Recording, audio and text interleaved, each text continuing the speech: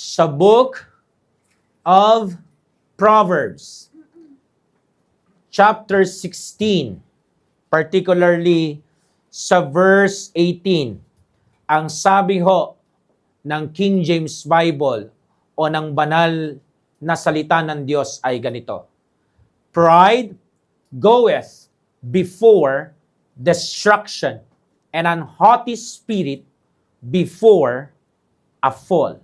Ang Diyos po ang magpala sa kanyang salita, maaari na ho kayong makaupo. Pride, o yung tinatawag na kayabangan. It means thinking highly of oneself, wanting to appear better, smarter, or more righteous than we really are. We lie. Tayo po ay nagsisinungaling. Bakit?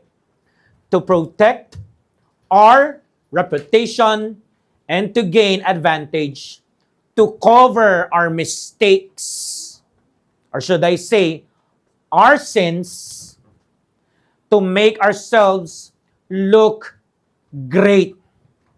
Kahit hindi naman talaga.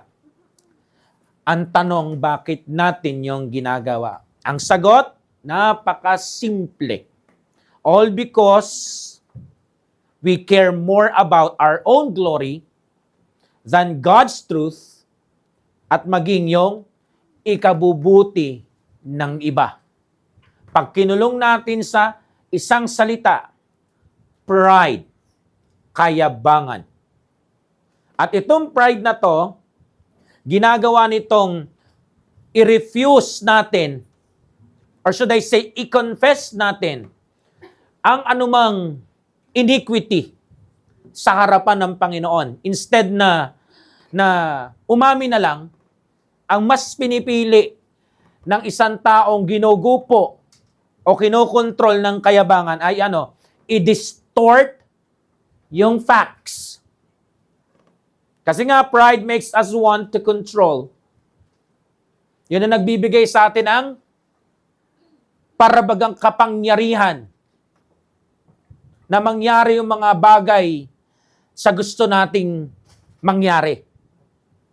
At ang lies naman po, siya po yung pinaka taga-manipulate ng mga tao sa paligid natin at maging sa sitwasyon na tila baga hindi pabor sa atin.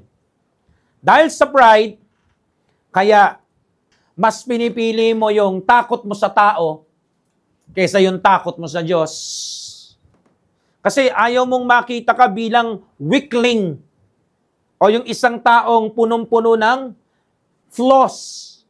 Gusto mo ang tingin sa'yo ng tao, yung version na ikaw ay perfect, pero wala akong ganon. Yung ganong pag-iisip po, perfectly wrong and sinful. Ito po yung kasalanan na gustong-gustong i-exalt yung kanyang sarili above God.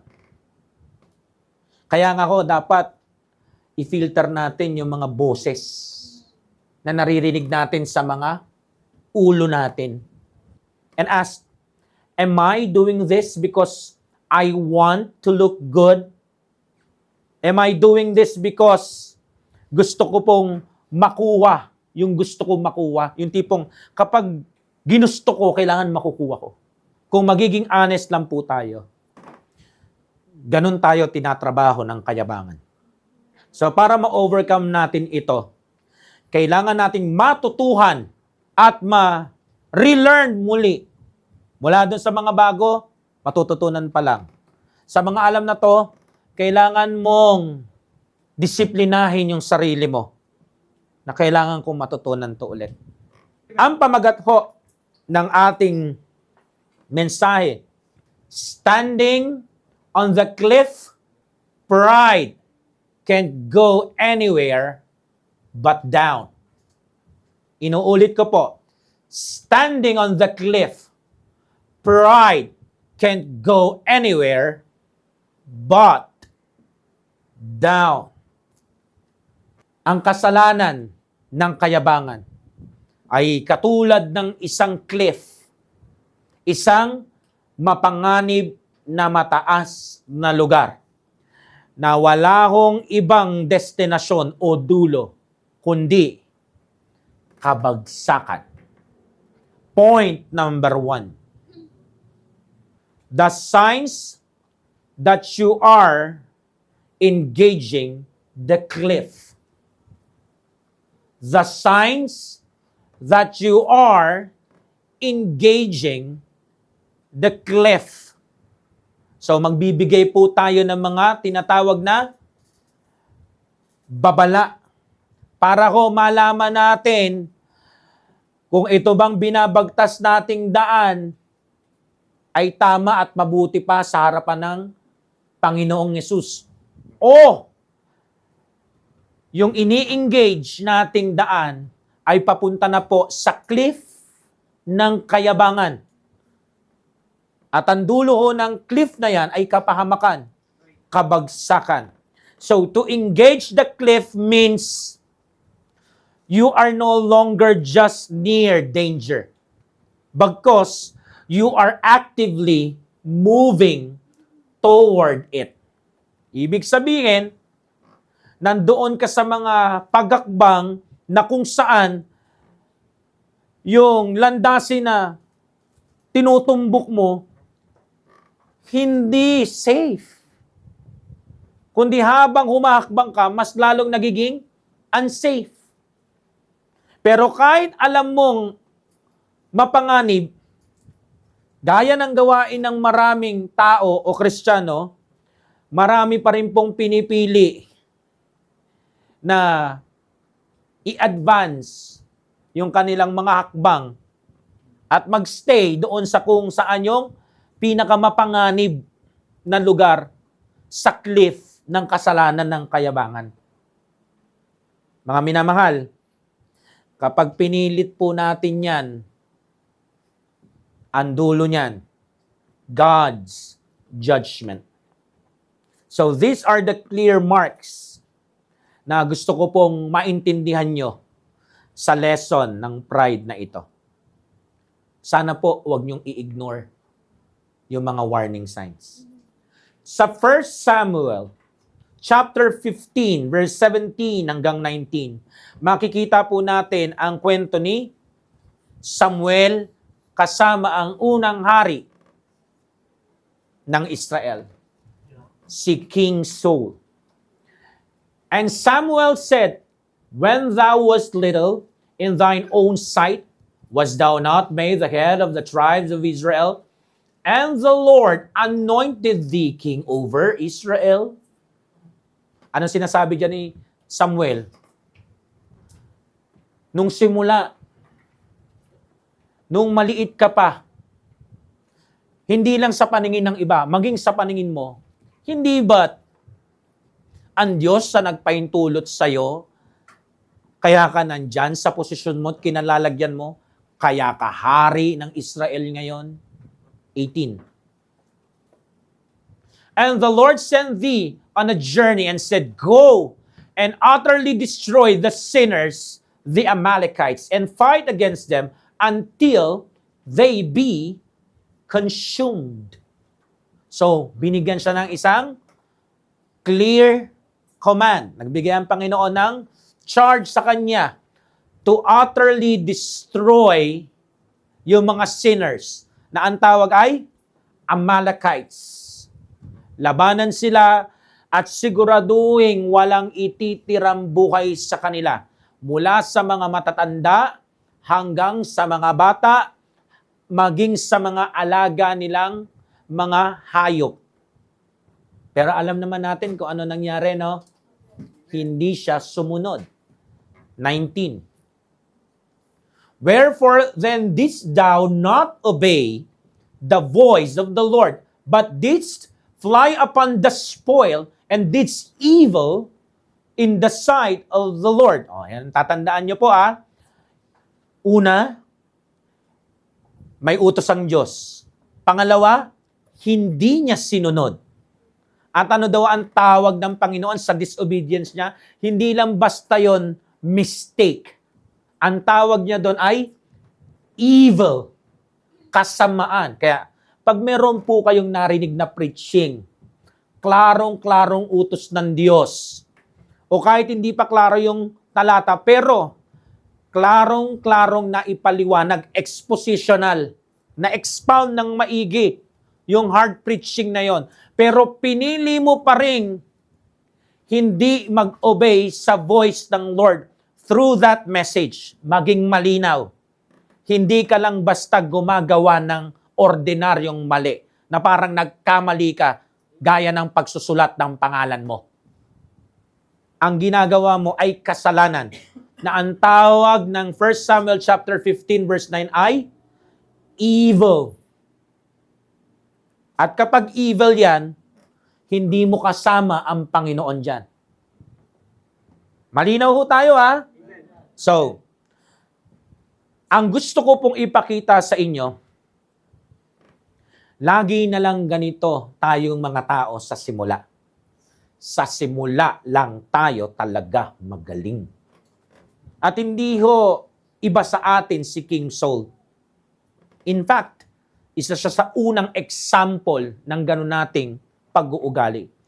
King Saul started humble. The Lord God chose him. Ang Diyos ang nagpahintulot. Kaya nagkaroon siya ng magandang pribilehiyo bilang unang hari ng what? Ng kanyang bayan. Kasi, nung wala pa siyang title, wala pa yung atensyon ng taong bayan sa kanya, pati siya, ang tingin niya sa sarili niya, ay maliit. Ganun siya ka-humble sa kanyang sarili. Kahit na sinabi sa Bible na siya ay matangkad na tao at gwapo na lalaki. Pero makikita niyo po yung linya when thou wast little in thine own sight. Kahit siya, ang tingin niya sa sarili niya, hindi malaki, hindi great. So makikita mo yung sinasabi ng Lord dito, maganda yung puso mo nung simula. Hindi ka arrogant. Kumbaga, hindi siya presko. Hindi hambog. Hindi mayabang. Nga lang, ang problema nagsimula when he gained power, success, people applause. Over time, he changed. Nagbago siya. Dito na po nagsimula yung shift o pag-iiba ng kanyang landas. Nawala na po siya doon sa path ng humility sa harapan ng Panginoon. Kung paano siya dinampot noon ng Panginoon. Kasi nobody siya. Ito ang problema sa atin. Kapag nakatikim tayo na maging somebody. Diyan na po nagsisimula yung shifting from humility to self-exaltation. Dito na po tayo nagsisimulang maniwala na yung ating possessions, achievements, yun po ang bumuo sa atin. Kumbaga self-made.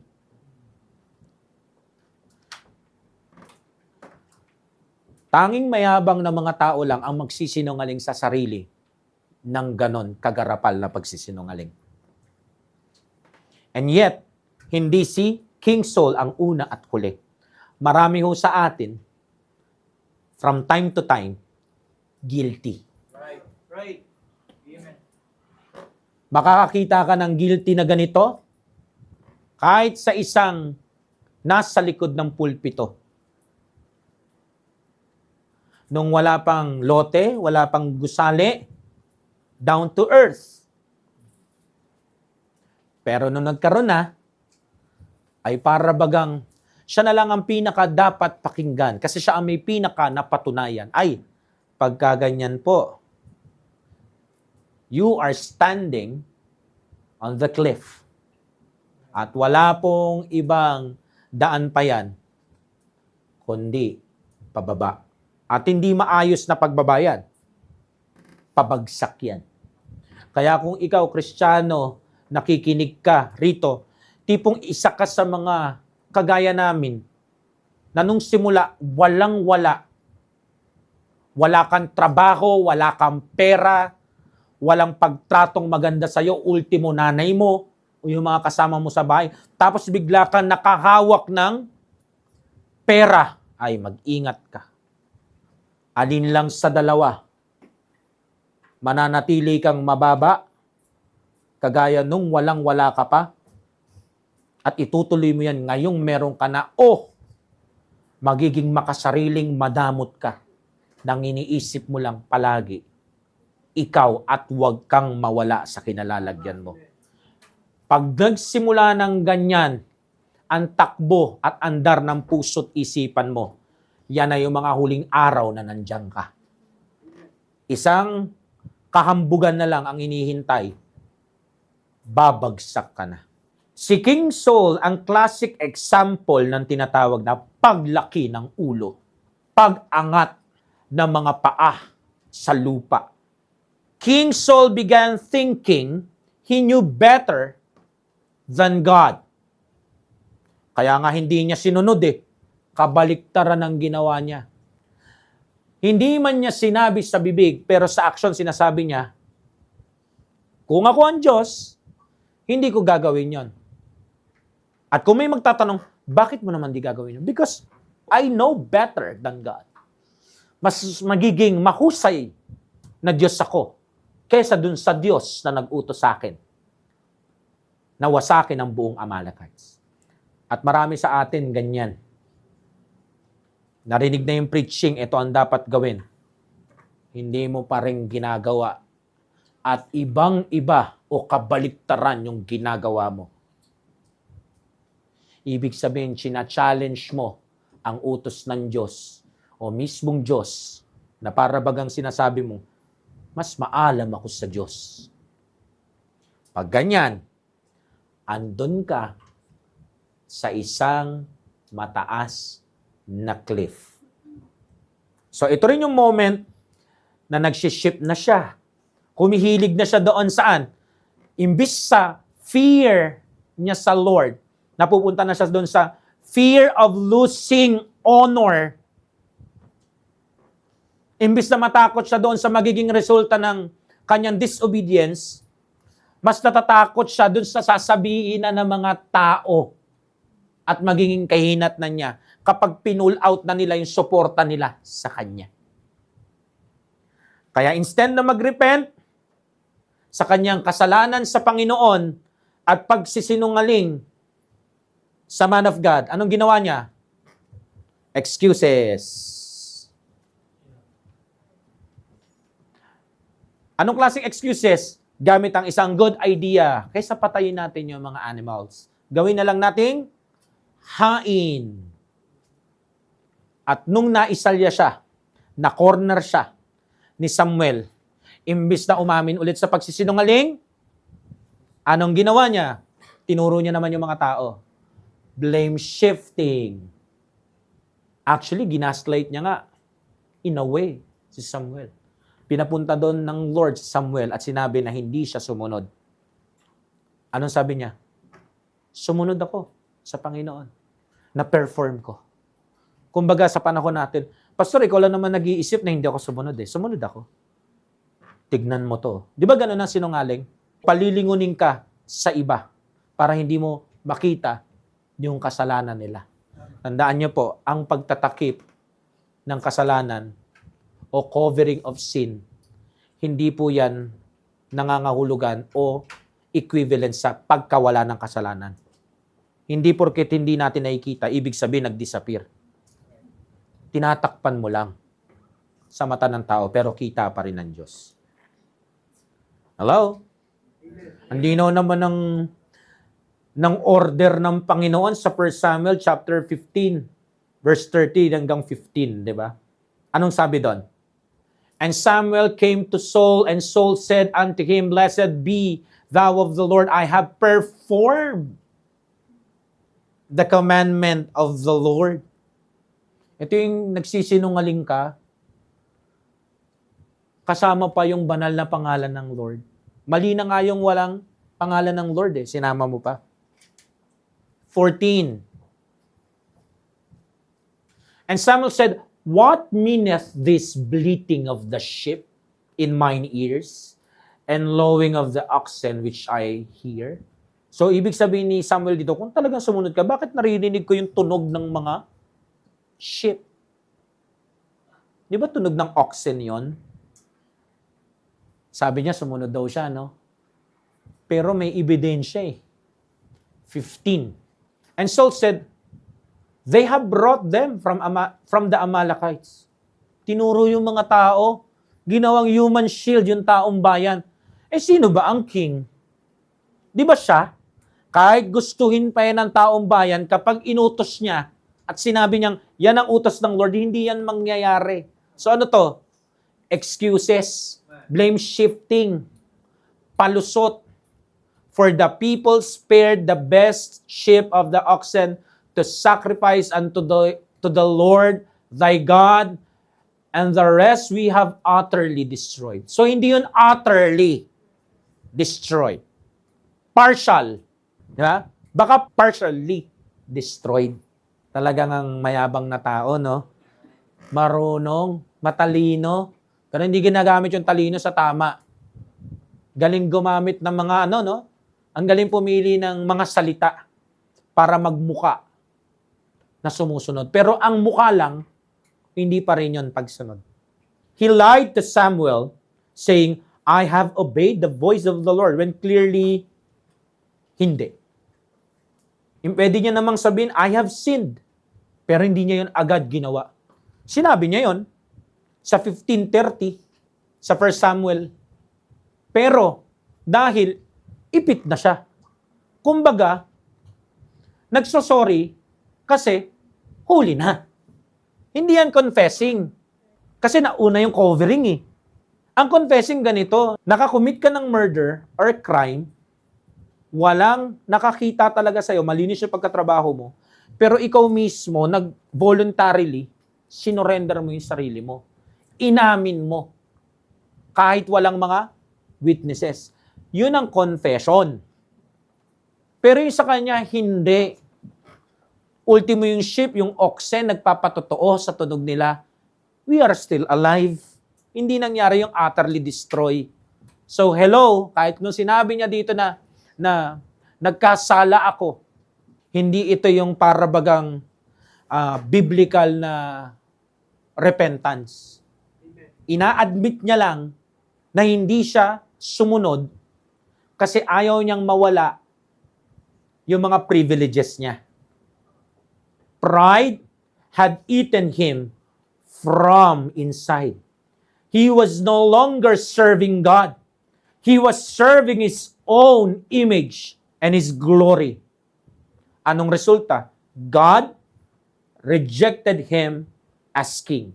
1 Samuel chapter 15 verse 23. Anong nakalagay? "Because thou hast rejected the word of the Lord." Ibig sabihin, nag-disobey siya.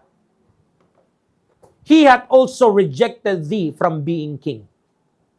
Ayan kapag gumawa po tayo ng kasalanan, hindi po totoo na kapag gumagawa tayo ng kasalanan at hindi natin sinusunod ang Panginoon, accepted niya pa rin tayo. At ina-accept niya yung kasalanan na ginagawa mo. Hindi po. Pwedeng positionally save ka, pero what I'm trying to say is, hindi usapang eternal security. Usapang buhay Kristiyano dito sa lupa. Huwag mong lokohin ang sarili mo. Huwag tayong magsinungaling sa ating mga sarili. Na kapag sinusuway natin ang salita ng Diyos, ay tanggap niya pa rin yung ginagawa natin. Sinasabi dito, kung nire-reject mo yung salita ko, yun din ang makukuha mo. Eh bakit yung iba? Kitang-kita ko na yung rejection sa Word of God, pero may mga pagpapala pa rin. Ano yun? Yung material? Yun yun? Di ba yun yung inalok ni Satanas sa Lord? O doon pa lang, alam mo na yung sagot. Hindi lang nawala sa kanya yung pagiging hari. He lost peace and purpose. Ayan ha. Lagi niyo pong tatandaan ito. Yung pinag-usapan natin noong nakaraan. Anong sabi ng psalmist? Mabigat daw ang kamay ng Diyos sa kanya. At isa sa mga sign na mabigat ang kamay ng Diyos sa iyo is yung tinatawag na wala kang kapayapaan ng isip. Wala kang malinaw na direksyon, vision sa Christian life mo. Yes! May Christian kang title. Miyembro ka sa isang Baptist church, pero wala kang purpose. Ibig sabihin, miserable ka. Drought, parang summer daw. Naalala niyo yan? Yung verse natin na yun. Paano ko malalaman na gano'n na yung sitwasyon ko? Malalaman mo yun when you get there. So, ibig sabihin, hindi kayo malalaman kapag sumusunod ako sa Lord. Oo. Pero if you want talaga malaman yung full detail nun, punta ka dun sa cliff ng Kayabangan and you will see kung gaano kahirap itong sinasabi ko na ito, mga minamahal. He wastes God's privileges. He spent his life chasing David, trying to kill him, wasting his reign. Nasayang yung magandang blessing ng Lord sa kanya. So, nangyari yung Proverbs 29:23. A man's pride shall bring him low. Kaya, iwasan po natin tong kasalanan na to.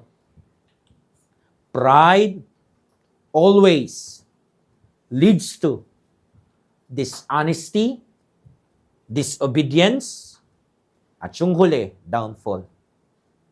Kaya ingat tayo.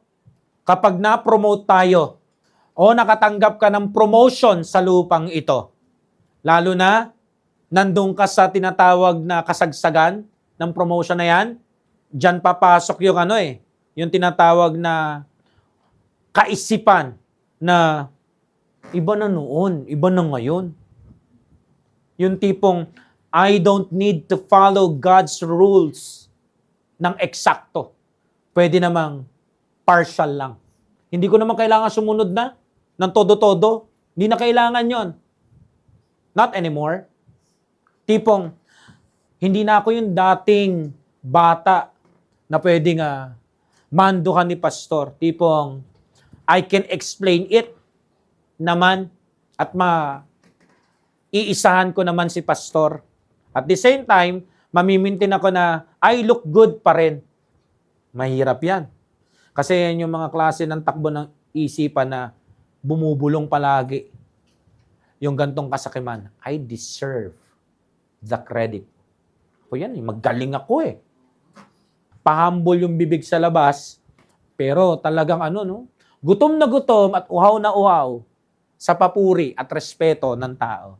Nangyayari yan. Nangyayari yan sa maraming tao at maraming ligtas na tao. Watch the shift. Tignan mo yung nilalakaran mo. Baka akala mo ikaw pa rin yung dati. Yun pala, dati lang yun. Because humility to pride happens slowly. Pero kahit mabagal, nangyayari pa rin. Success, praise, possession can make us think we are great. Kaya kapag sinisipa tayo ng realidad na hindi ka kasing great ng iniisip mo, nasasaktan tayo. Doon tayo napupunta sa pagsisinungaling palalo sa sarili natin. At iba-iba pang mga sanga ng kasalanan na to. Andyan na yung inggit, sa kapwa, pangahatak, paninira, slandering. Why? Lakat yan dahil hindi matanggap ng pride mo na may mas magaling na David sa'yo. Tandaan niyo po sa lupang ito, kahit gaano ka biniyayaan ng Lord ng husay, may darating at darating na mahusay palagi kesa sa'yo. Kailangan mo na itanggapin yung katotohanan. Kapag alam mong may disobedience na sa isip mo pa lang, or should I say sa puso mo, tapos nakita mo may clear command ang Panginoon, confess quickly. Huwag mong patagalin. Malinaw sa prescribed word of God. Disobedience yan. Huwag mo siyang tignan na mistake. Tignan mo siya as evil, sin, wickedness. Yun yung magpupush sa'yo to confess immediately. At i-remind natin yung mga sarili natin. Palagi, mga minamahal, natawagin siya sa totoo niyang pangalan. Kasalanan. So be careful na hindi ho natin ma-water down yung weight ng kasamaan na to o ng kasalanan na to. Ang tawag sa kanya, hindi kumpiyansa, kayabangan. Kaya dapat pag may pagsuway tayo sa banal na Diyos natin, wag na yung mga excuses pa, o magtututuro ka pa, or should I say, magsisinungaling ka pa tayo. Ang dapat natin gawin, ganito, I have sinned. Period. Nagkasala ako. Amen? Kaya kung gusto po natin i-prosper ng Lord yung Christian life natin, gawin mo yung dapat mong gawin ng maagap. Confess and forsake. Always give God all the glory. Amen. Maniwala po kayo sa hindi. Yung nakawin o kunin yung glory ng Diyos, isa po yan sa invisible pero very strong na temptation sa ating mga tao. Ito man ay halata o hindi. Kasi ito po ay internal na attack ng kaaway. Lahat po tayo binubulungan ng laman at ni Satanas na maging magnanakaw na mga bagay na dapat ibinibigay natin sa Diyos. Di ba nangyayari yan sa isip natin? Ang galing mo.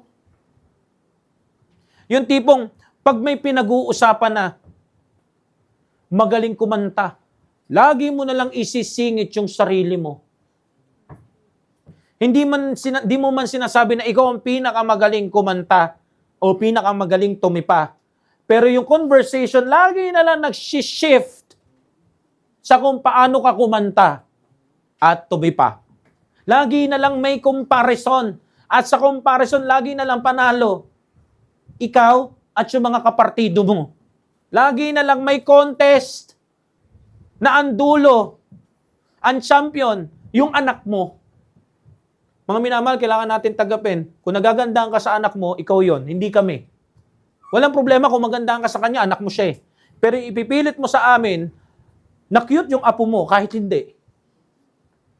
I am very sorry. Tinuturuan mo ako magsinungaling. Tigilan po natin yung parabagang lagi na lang mag-shift na pag may pinuri na ganito, indirectly, kumbaga, inililiko mo kami doon. Tigil niyo po yan. Tapos biglang sasabihin natin, kaya nga salamat sa church, may nagtuturo sa atin pagpapakumbaba. Yung ganyan, hindi lang masabi sa'yo ng mga tao, ang yabang mo talaga, sister. Nangyayari? Nangyayari, kaya nga tahimik kayo eh. Nangyayari sa atin, nangyayari dun sa kaibigan mo, nangyayari sa pamilya natin. Kasi ang taong prideful, mahilig po yung mag-recite ng mga nasa isip niya. Kapag ganito topic, ito itsura ko dyan. Ibang topic na naman, ito rin itsura ko dyan. Depende kung sports, music, iba-ibang field, may iba-ibang version siya. Sa lahat ng yon, nandun siya sa listahan lagi ng great o greatest. Mga kapatid, it's okay na hindi ka okay sa lahat. Ang totoo, hindi ka magiging magaling sa lahat.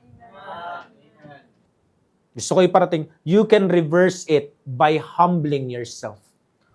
Wholeheartedly, baguhin mo yung nire-recite mo. Ang sabi mo, not unto us, but unto thy name give glory.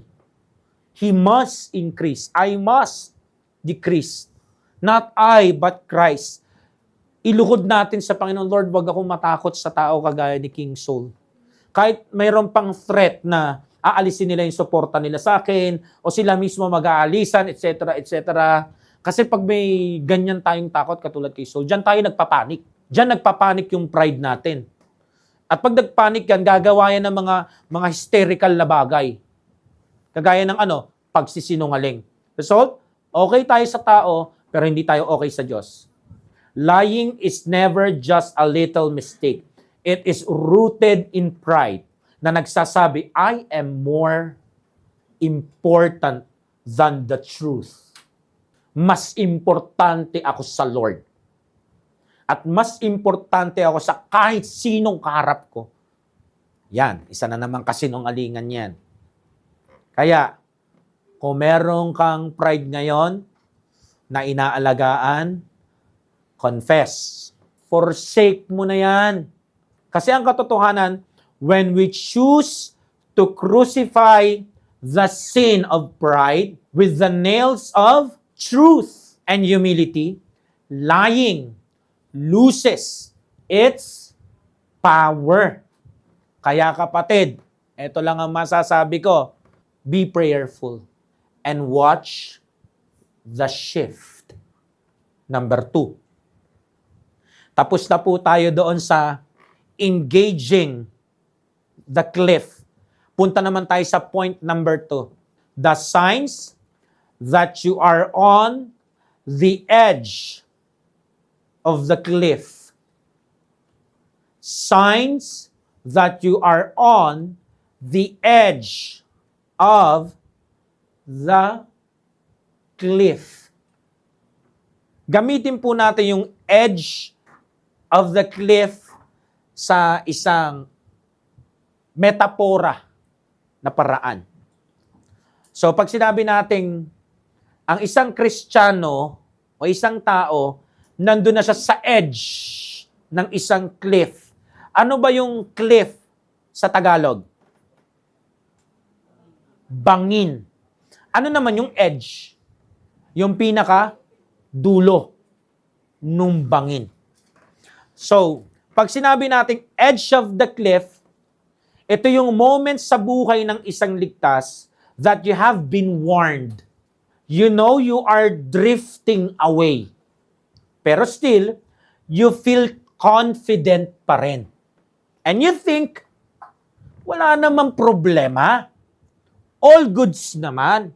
Tipong, you think you are in a safe place pa rin. But in God's reality, one more step ka na lang and you fall completely.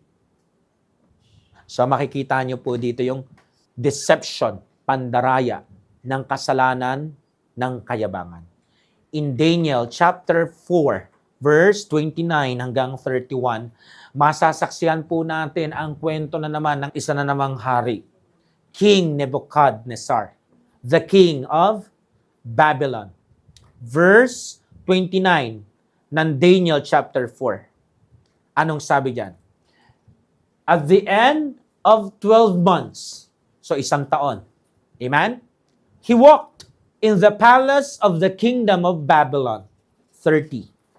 The king spake and said, Is not this great Babylon that I have built for the house of the kingdom by the might of my power? Medyo may hangin ha.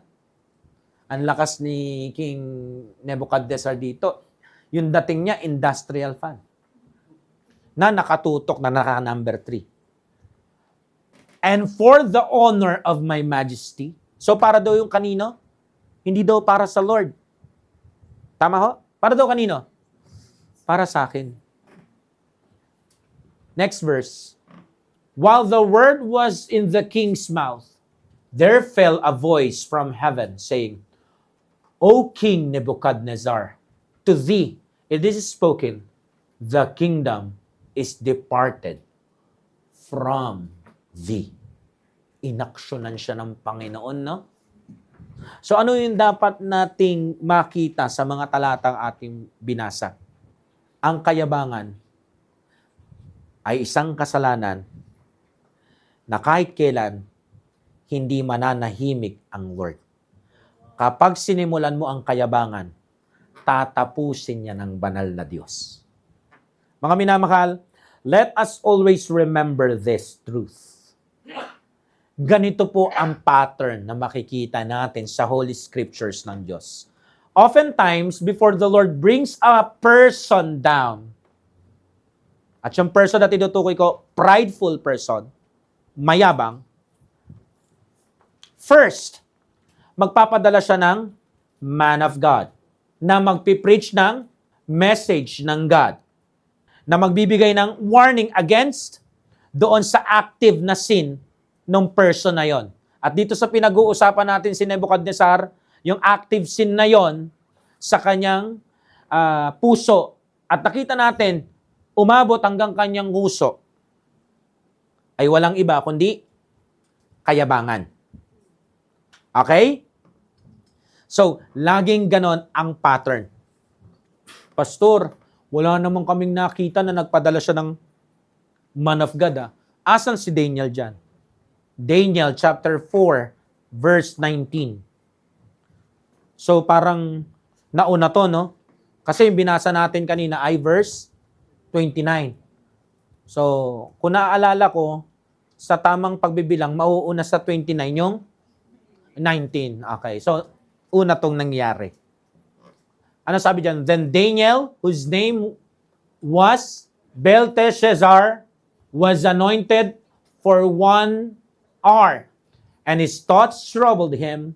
The king spake and said, Belteshazzar, let not the dream or the interpretation thereof trouble thee.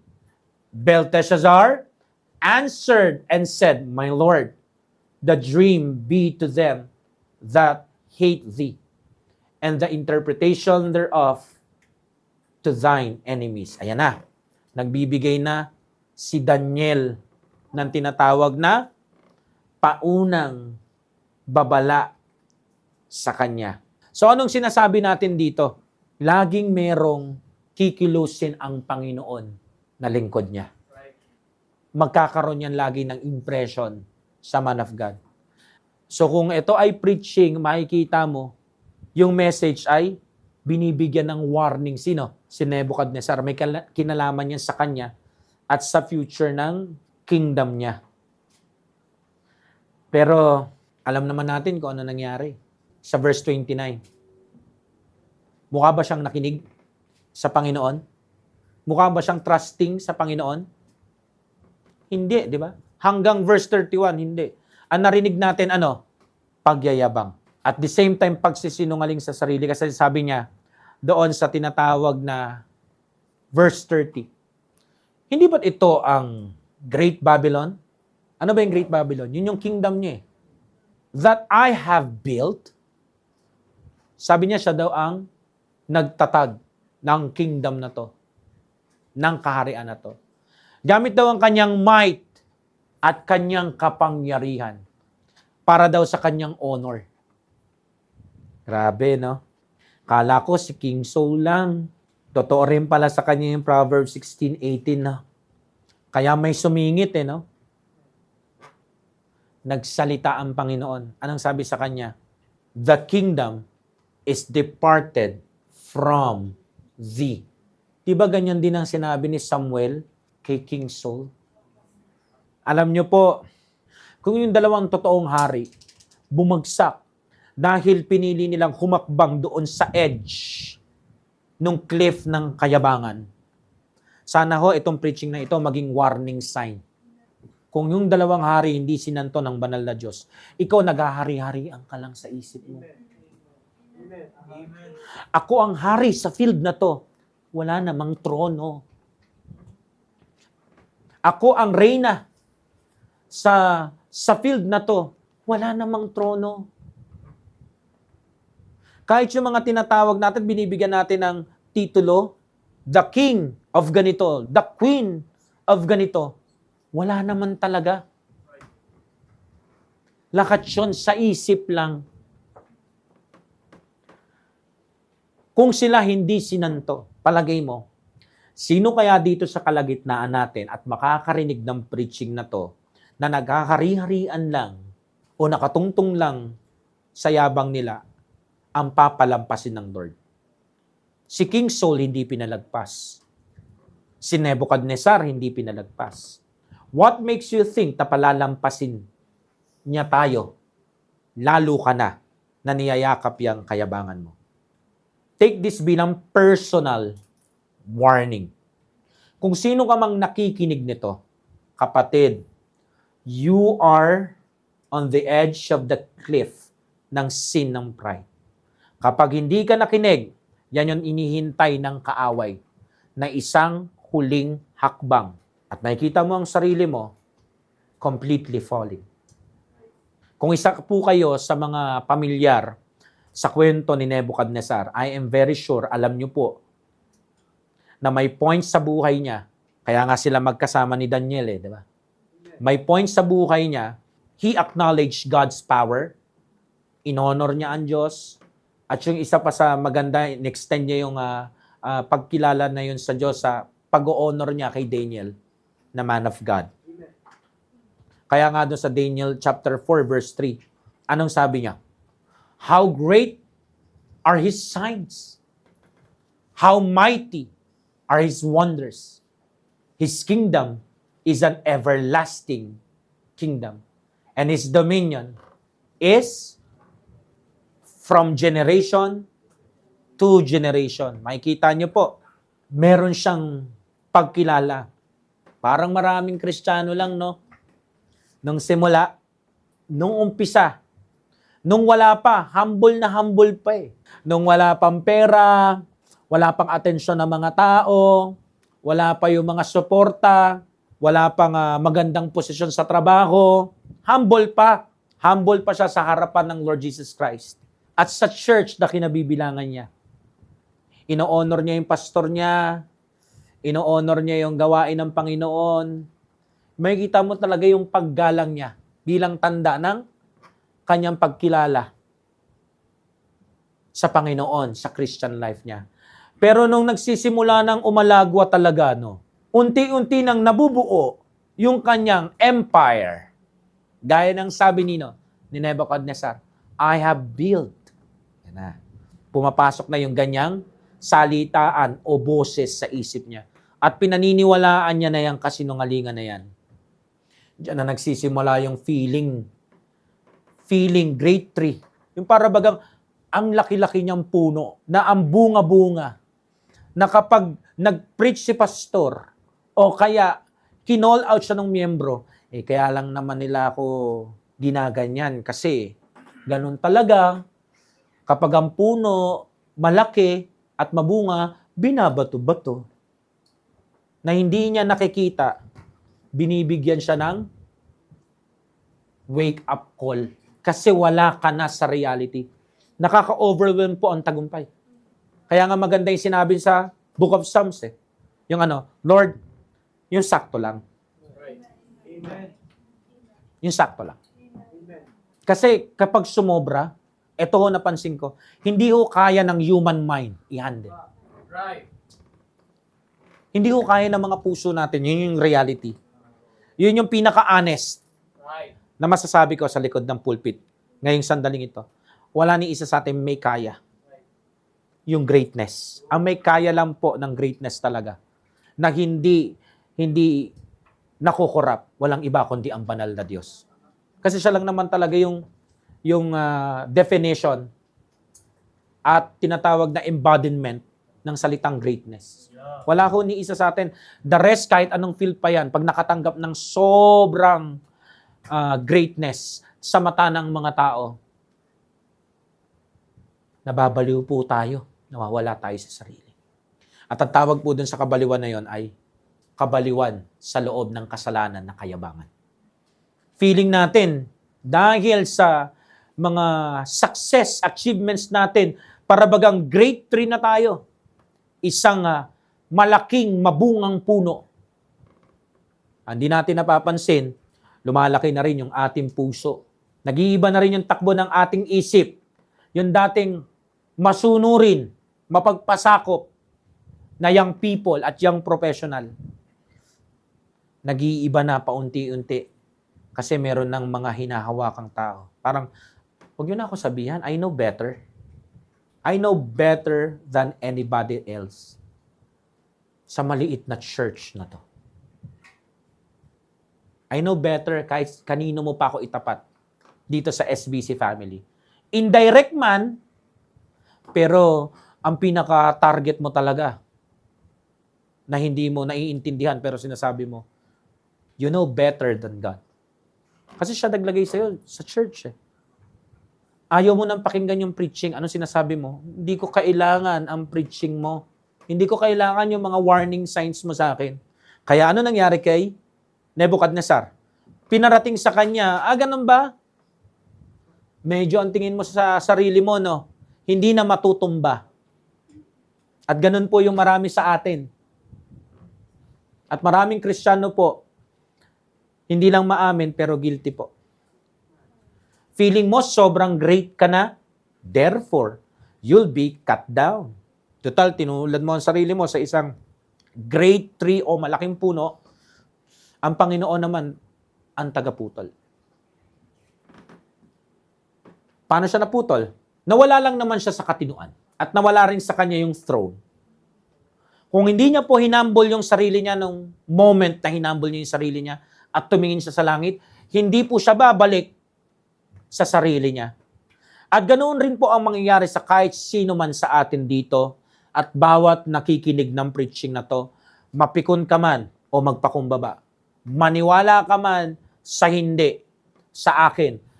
Pero mga kapatid, naka-record sa Bible, kung nagawa niya kay King Nebuchadnezzar, sobrang dali niya lang yan magagawa sa'yo. Kasi hindi ka naman talaga hari. Naghahari-harian ka lang sa imaginations mo. Kaya yung mga feeling natin, na tila baga great tree tayo sa empire o success na meron tayo, sa field na kung saan tayo nakatanim ngayon, kasi nga, boss ka na, same warning ang makakarating sa ating lahat ngayong gabi. Kung paano yon nakarating kay Nebuchadnezzar. You will be cut down.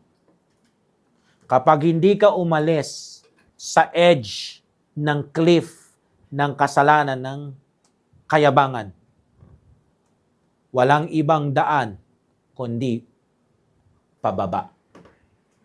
Just like Daniel interpreted it, inurge siya ni Daniel na magrepent. Same is true sa mga maraming nagfe-faithful na lingkod ng Diyos sa present day natin. Nagbibigay po kami ng mga tamang warning signs sa inyo. Hindi ko na lang isasama ang sarili ko.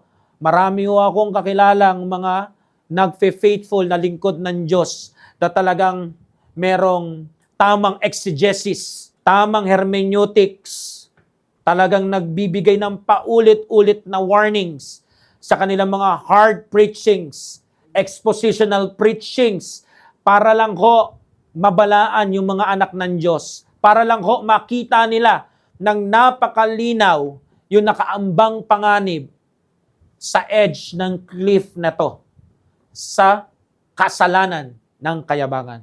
Pero, sana ho, makinig naman tayo. Kasi lagi pong ganon. Bago may bumagsak, magpapadala ang Lord na magsasabi sa iyo patungkol sa kayabangan mo. Hindi na ho dapat sundan yung yapak ni Nebuchadnezzar. Hindi na siya dapat maulit sa kahit sino man sa atin. Pero marami pa rin po sa atin ang gumagaya sa Kanya. Marami ho sa atin kinakausap ng Panginoon sa loob ng 12 months. Sa bawat isang taon at bagong taon na binibigay niya sa atin. Pero maraming Kristiyano ang hindi nakikinig. Huwag na ho tayong gumaya doon sa mga nagets naman talaga nila yung warning sa preachings. Pero sumusuway sila, hindi dahil sa meron silang hindi maintindihang detalye, kundi wala lang. Gusto ko lang talagang hindi sumunod. Pag ganyan ho ang attitude natin, yan po ay malinaw na kayabangan. Nebuchadnezzar knew God rules. nung tinuruan siya ng leksyon ng Panginoon nung ibinagsak siya ng dahil sa kayabangan niya. Huwag na ho nating intayin na turuan din tayo ng leksyon ng Panginoon. Alam niyo ba yung mga signs na dapat mong makita para maging malinaw na, oops, nandun na talaga ako sa edge kung saan nahulog na cliff si Nebuchadnezzar. Nebuchadnezzar forgot God's hand in his success. Huwag na huwag mong kakalimutan na sa lahat ng tagumpay mo, hindi ka makakarating dyan kung hindi pinahintulutan ng Diyos na makarating ka dyan. Huwag mong iabang yung, ako trumabaho nito, ako nagsikap nito. Walang bagay sa lupang ito na hindi aprobado ng banal na Diyos. Whether you believe it or not, you feel it or not, that is the absolute reality na nakalagay sa Biblia. And He changeth the times and seasons. He removeth kings and setteth up kings. Yan ang sabi sa Bible. Daniel chapter 2, verse 21. Kaya gusto mo ng palatandaan na matitiyak mo na hindi ka nandoon sa edge ng cliff ng kasalanan ng kayabangan, huwag mong kalimutan na kaya ka may success kasi inabot sa iyo yan ng Panginoon. Meron niyang approval stamp niya. Siya ang final say. Opo. Kasi kahit pilitin mo na isipin na yung ka magiging, yun yung psychological reality mo. Bakit ang dami ho na sobrang gagaling sa mundong ito, namatay ng walang tagumpay at hindi kilala ng lahat ng tao? Kasi hindi inaprubahan ng Diyos. Hindi ka self-made. Hindi ka self-made. Wag masyadong I am the greatest. Wala hong ganun. Si Nebuchadnezzar nga super duper mega to the max. Great na sa panahon niya. Pero laglag. Babalato sa lahat. Dito sa Sanctified Baptist Church. At sa lahat ng mga nakikinig. The Lord Jesus Christ will strip away whatever you boast. It is far better to humble yourself now and give Him all praise than to be brought low and humbled by God. Maniwala ka sa hindi. Hindi mo gugustuhin na ang Panginoon pa mismo ang magbababa sa iyo at magtuturo sa iyo one-on-one ng tinatawag na pagpapakumbaba. If I were you, magkaroon ka na ng inisyatibo. Huwag mo nang hintayin siya ang kumilos. Kumilos ka na. Kasi nandun ka na sa edge ng cliff. Tama na yun sa kakaloko sa sarili. Itigil na ho natin yung pagsisinungaling natin sa mga sarili natin na I did this myself. Yun po ay kasinungalingan. I don't need to change. Another kasinungalingan. I am better than others. Prideful lie po ang tawag dyan. No one can touch me. Deception at its fullest. Isa po yung malaking kalokohan. Sana ho, yung pinapakita sa atin ng salita ng Diyos, maging malinaw, a man's pride shall bring him low. Sinabi na po ng Bible yan, mangyayari yan. Kaya nga ang tanong, asan ka ngayong gabi? Asan ka ngayong gabi? Yung tanong ng Panginoon kay Adam, where art thou? Do you recognize the signs? Are you on the cliff's edge? Do you think your success is all you're doing? Talaga? Hindi mo na kailangan ng correction? Feeling mo you deserve more? Tipong, alam mo naman na nagdi-drift away ka na. Pero sinasabi mo pa rin, okay lang. Kahit wala ang Lord, I can manage naman. I can handle it. The moment you start thinking, I am great, yun din yung punto. You are already on the edge. One proud word, one lie to protect your image, and you fall. Do not wait until you fall like Nebuchadnezzar. So nandito pa rin ho tayo sa mensaheng pinamagatang, standing on the cliff, pride can't go anywhere but down. Ang ating text, Proverbs 16, verse 18. Tapos na po tayo doon sa mga signs. Una, yung sign na para malaman kung yung path na ini-engage mo ay safe pa o hindi na. Baka cliff na ng tinatawag na kasalanan ng kayabangan. Kasi ang dulo niyan, downfall. Number 2, tapos na rin po tayo doon sa signs na hindi mo na malayan, nag-shift ka na, tapos nandun ka na pala, malapit sa edge ng cliff at isang hakbang na lang, downfall na. So nagbigay tayo ng mga example.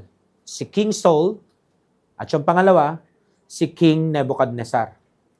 Pangatlo, the Savior is the extricator from this cliff.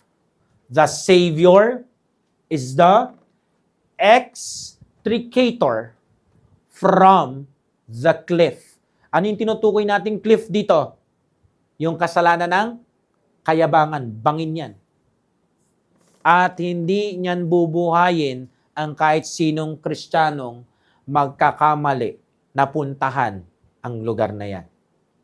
Pag sinabi hong extricator, anong ibig sabihin yan? Ang ibig pong sabihin yan, literal na meaning is one who pulls or one who draws or one who rescues someone out of danger or trap or deadly fall.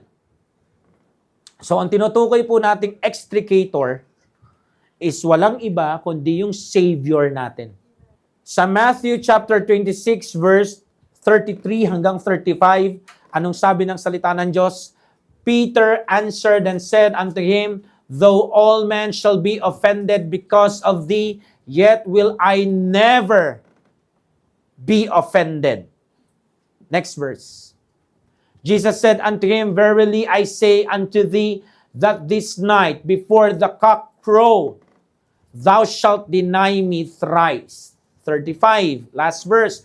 Peter said unto him, though I should die with thee, yet will I not deny thee. Likewise also said all the disciples. So dito makikita natin sa verse na to, ang isa pang example. Sino to? Si Apostle Peter. Here we can see that Apostle Peter was bold, zealous sa kanyang pag-ibig sa Panginoong Yesus. Ito pong mga talatang ito ay nagpapakita kung gaano sila ka-close. Nagpapakita po ito na isa sa closest na disciple ng Panginoon.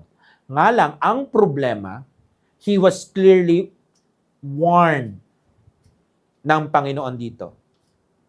Pero hindi po siya nakikinig. Nakakarinig lang siya. The Lord Jesus Christ told him, you will deny me. At hinihingi ni Satan yung ulo niya. Ang sabi ng Panginoon dito, di ba? Satan wants to sift you.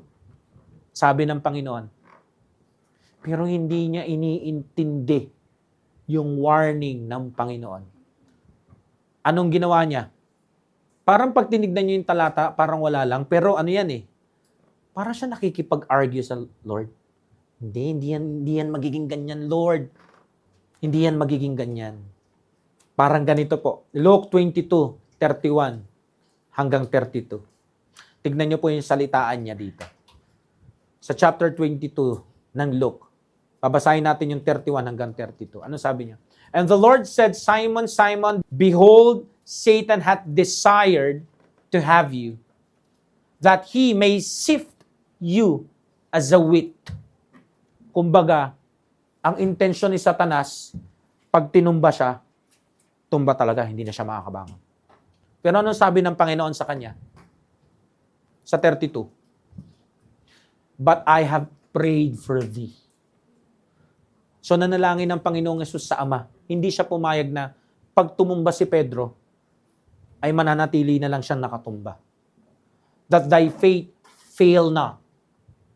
So humingi ang bugtong na anak na sa Ama ng dagdag kalakasan kay Pedro na yung pananampalataya niya ay talagang nandun pa rin kahit pa matumba siya. And when thou art converted, strengthen thy brethren. So ano sinasabi ng Lord dito? Pag napagdaanan mo na to, maging encouragement ka sa mga kapatiran. Kumbaga sinasabi niya, pag nalampasan mo yung bagsik ng hindi mo pakikinig o nung kayabangan mo, kwento mo sa kanila kung ano naging epekto sa'yo. Pero si Pedro, hindi siya nakikinig. Nandun siya sa moment na gusto niya ipakita sa Lord, ako ang pinaka sa lahat ng mga disipulo mo. Nandun siya sa moment na yun. Yung pasiklab sa harapan ng Lord, na hindi niya nakikita, yes, bagamat totoo na mahal niya ang Lord, humihilig na siya doon sa point na nagyayabang na siya. Naranasan mo na ba yun? Akala mo yung ginagawa mo nandun ka pa rin sa gusto mo lang maglingkod sa Panginoon at papalapit sa Kanya. Hindi mo napapansin yung service mo sa Kanya na uuwi na sa pagyayabang sa ibang kapatid. May bagsik yan sa dulo. I hope malampasan mo rin. At isa ka sa mga magpatotoo na huwag niyong gayahin yung ginawa ko dati. Dito kasi, ang bilis niya sumagot Pero ang bagal niyang makinig. Anong lesson dyan?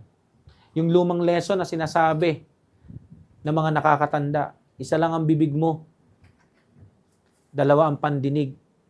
Kaya dapat pag umaandar, yung dalawang yan, mas konti yung salita.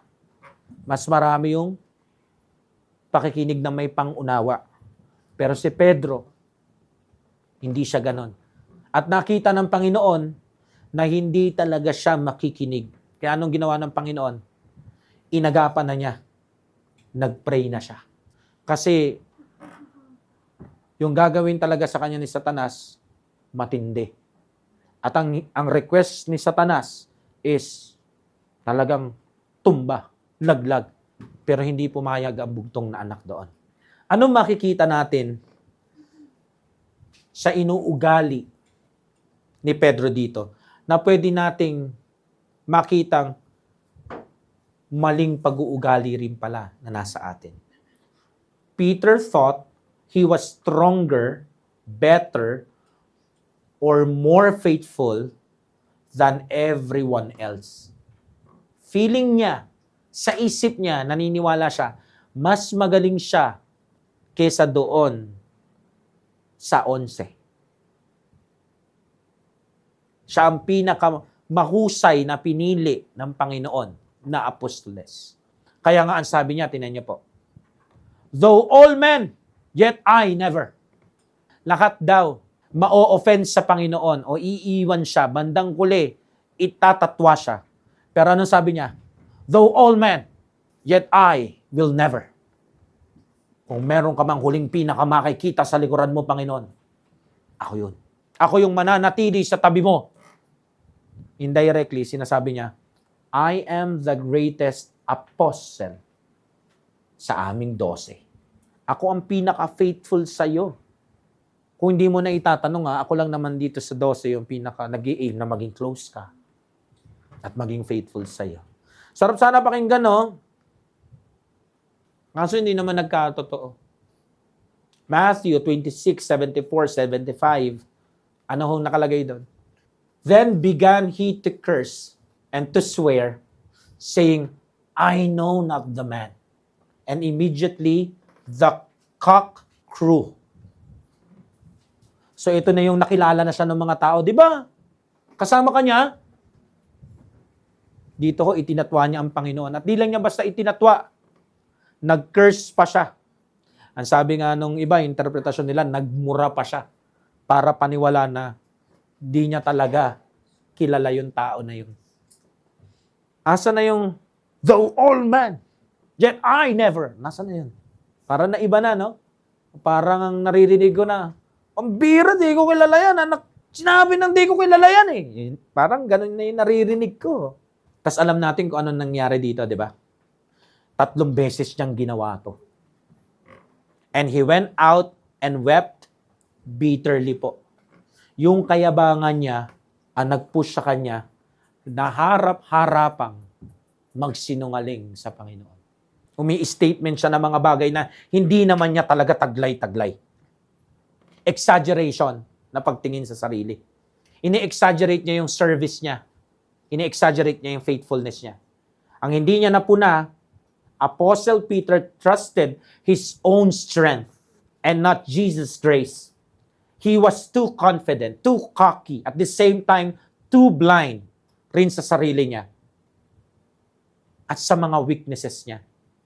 Di man lang niya na-gets na kaya siya kinakausap pala ng Lord kasi isang hakbang na lang talaga magdi-deny na siya ng 3 beses. Nang hindi lang basta-basta. Meron pang cursing at swearing. Minsan kinakausap na tayo ng preaching. Ang salita natin, hindi ako ganyan. Sila lang yan. Sila lang naman yung mga sinungaling eh. Tsaka ma-pride. Hindi ako. Kaya nga iba sa atin, nakaka-amen eh. Kahit guilty dun sa kasalanan, meron tayong, I'm sorry for the word, kapal ng muka. Magsabing, amen, kahit active ka sa sin na pinag-uusapan. Masyado mong ini-exaggerate yung mga ginawa mo sa Panginoon. Yung mga marurubdob na service mo. Mga punong-puno ng emosyon na wordings at pag-faithful mo sa Kanya. Ingat lang kapatid, baka matesting ka at malaman mo na lahat, yabang lang pala. At yung pinakamasakit, makita ng mga tao na hindi ka pala totoo sa mga sinasabi mo. Nung tumatakbo si Pedro dito, maniwala kayo sa hindi. Umiiyak siya. At naaalala niya lahat ng mga sinabi niya. At naaalala niya rin na narinig siya nung iba. Kaya mahirap umakting. Ang paglilingkod sa Panginoon, hindi po workshop. This is reality. Hindi mo kailangan magkunwari na faithful. Ang kailangan mo, i-humble yung sarili mo, Lord, paano ba maging faithful? Anong unang hakbang sa pag-faithful? First, you listen. Kasi wala akong faithful na hindi humble. 1 Corinthians chapter 10 verse 12, wherefore let him that thinketh he standeth take heed lest he fall. He lied, he cursed, he denied, knowing Jesus exactly what pride leads to. Laglag si Pedro. Kasi iniisip niya, siya ang pinaka may tamang katayuan sa harapan ng Lord. Ano nakita niya? Bago tumilaok ang mga panabong, dinideny niya ang Lord.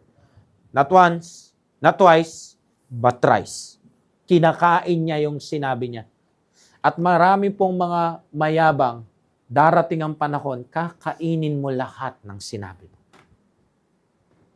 Yung mga sinungaling, lalantad ka rin.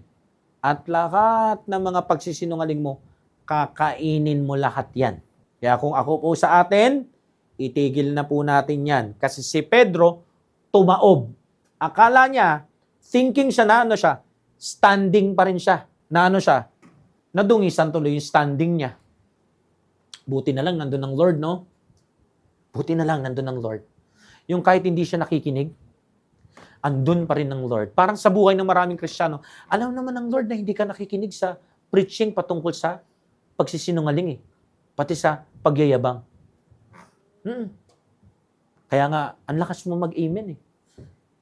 Kahit di ka naman sumusunod. Eh. Alam niyo yun. Pero tinan mo sa kabila nun, no, wala pa rin nangyayari sa'yo, no? Na sobrang lala. Napansin mo yun? Hindi kaya ang Panginoon kinakausap ang Ama na huwag kang ibigay sa kamay ni Satanas. Hindi kaya nagiging gracious siya para mag-repent ka. Alam niyo, dapat siya na ipagpasalamat nating marami. Sa kabila ng mga kayabangan natin, sa mga preachings na naririnig natin, sa mga preaching na hindi natin siniseryosong pakinggan, sa mga preaching na hindi natin sinusunod, yung mga feeling natin na yung pa-amen natin, pa-preach on natin, akala natin, hindi nakikita ng Panginoon yung hypocrisy natin. Magpasalamat pa rin tayo na gracious siyang Diyos. Kasi kung hindi, baka hindi na tayo nakabangon. Magpasalamat po tayo. Hindi tayo sinusukuan ng Panginoon. Kahit nakikita niya yung mga preaching, kinokontra mo sa isip mo. Ikaw na nga ang iniisip niya yung kapakanan mo. Huwag kang magyabang kasi sinabi na ng Panginoon, pag ang isang tao nagyabang, diniklara niya na yan ang dulo niyan, kabagsakan. Hindi pa rin naman ako bumabagsak That is grace. Sana naman wag natin i-abuse. At wag natin i-taken for granted, mga minamahal. Wag sana tayo masyadong self-confident, self-righteous, tipong kinakausap na tayo ng Lord sa mensahe. Ongoing yung pagsisinungaling. Ongoing yung pagyayabang. Pero nakakapag-preach on ka pa. Pag guilty ka, manahimik ka na lang. Huwag ka nang mag-amen ng malakas na para bagang gusto mong iparating doon sa tono ng amen at preach on mo na hindi mo ginagawa. Mag-amen ka na lang sa puso mo nang merong kahihiyan at delikadesa sa Panginoon. Kasi yon humility. Yung isa, covering. Shame on you kung ganito ang practice mo. Shame on us kung ayaw nating magbago ng isip. Sana mag-blush naman tayo, no? Out of yabang. Uma-acting tayo na para bagang sila lang yan. Yung mga mahihinang nila lang na miyembro. Lahat po tayo mahina.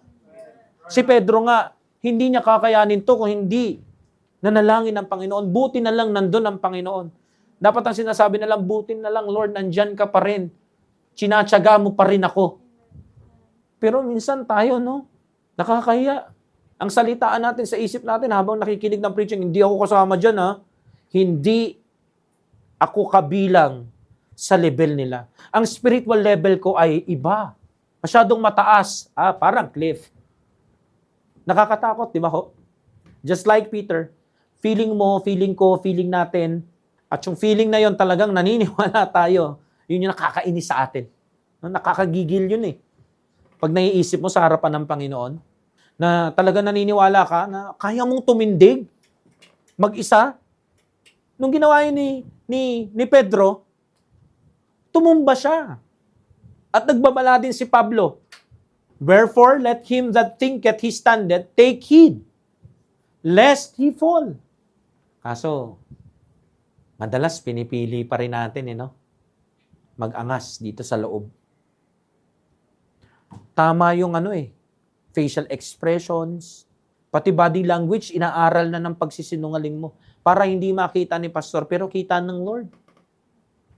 Yung tipong angas sa loob na all may fail but not me. May mga YP na magpo-fornicate pero hindi ako. Sila lang yon, yung mga immoral, yung mga corrupt. Pero ako, never ako magiging ganyan. Bakit? Ba ang level ko, mataas ang spiritualidad ko Hindi spiritualidad mataas sa'yo.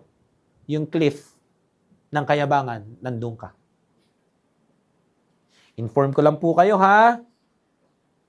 Wala pong nag-e-exist na I am better or I am different sa kahit sinang miyembro sa church na to o kahit saan pa. Wala hong ganun. Lahat tayo sinner, saved by grace. Lahat tayo nangailangan ng tagapagligtas.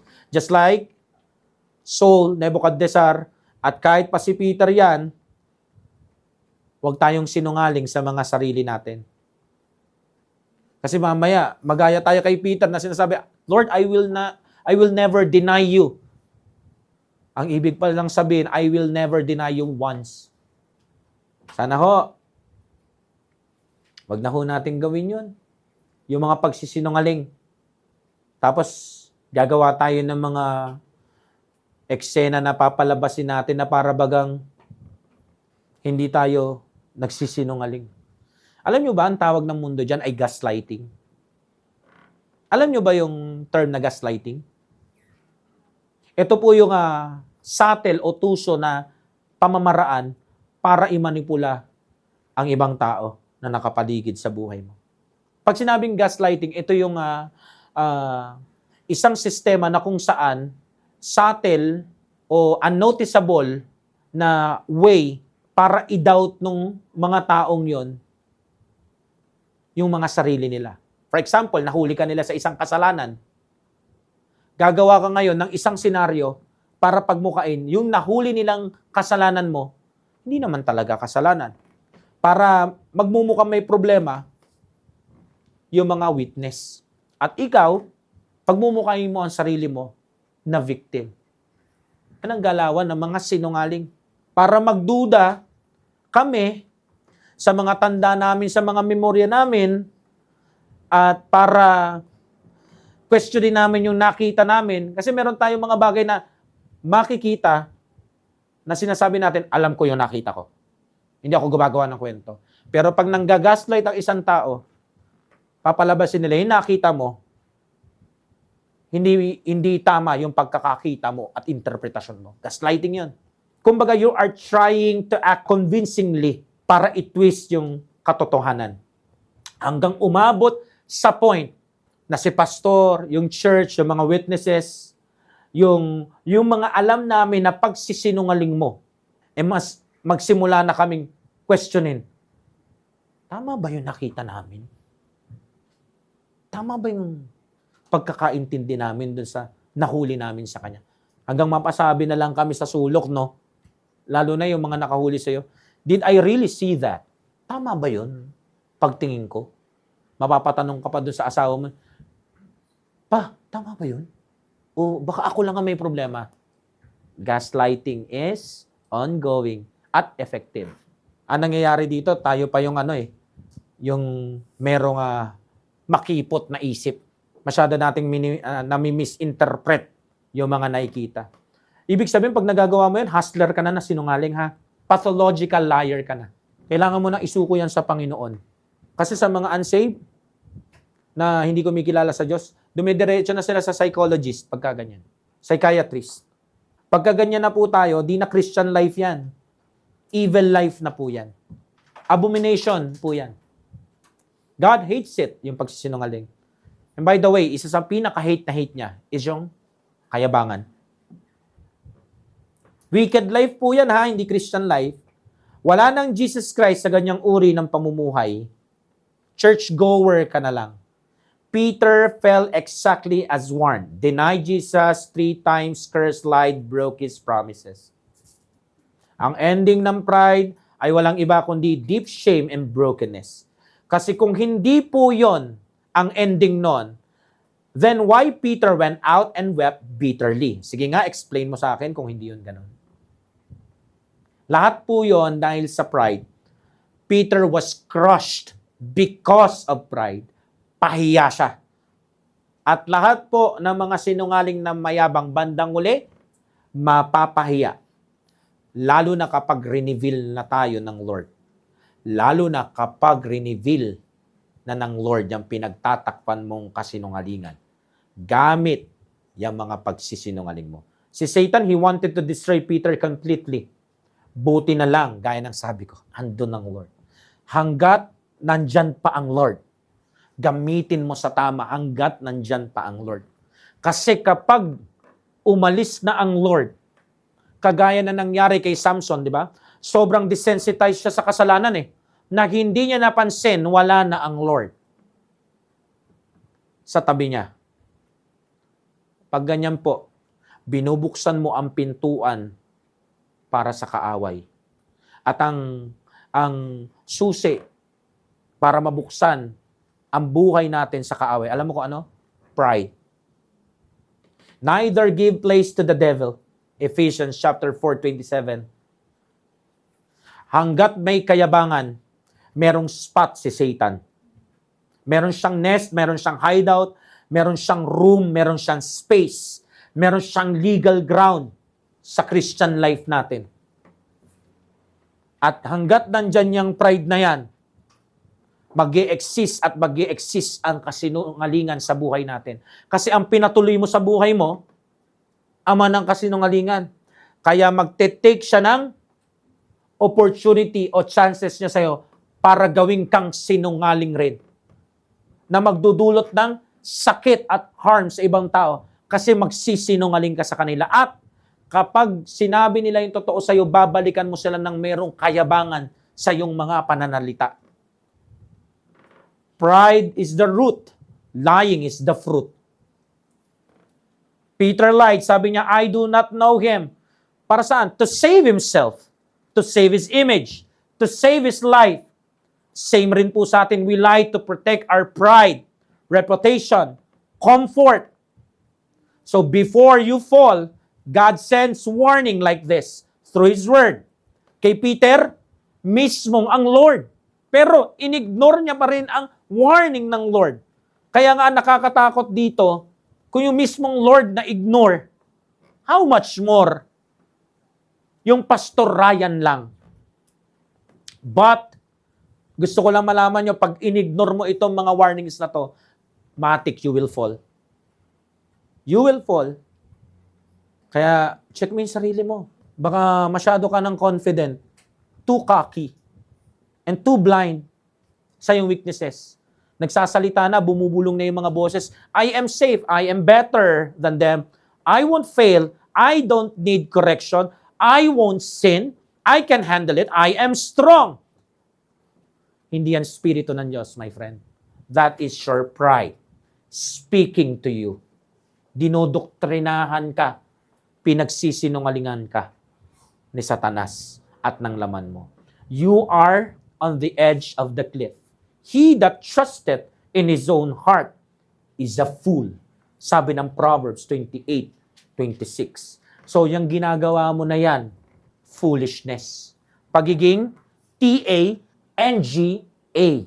At ang only person na makapagliligtas sa iyo dyan at makakapagligtas sa iyo from falling to that cliff,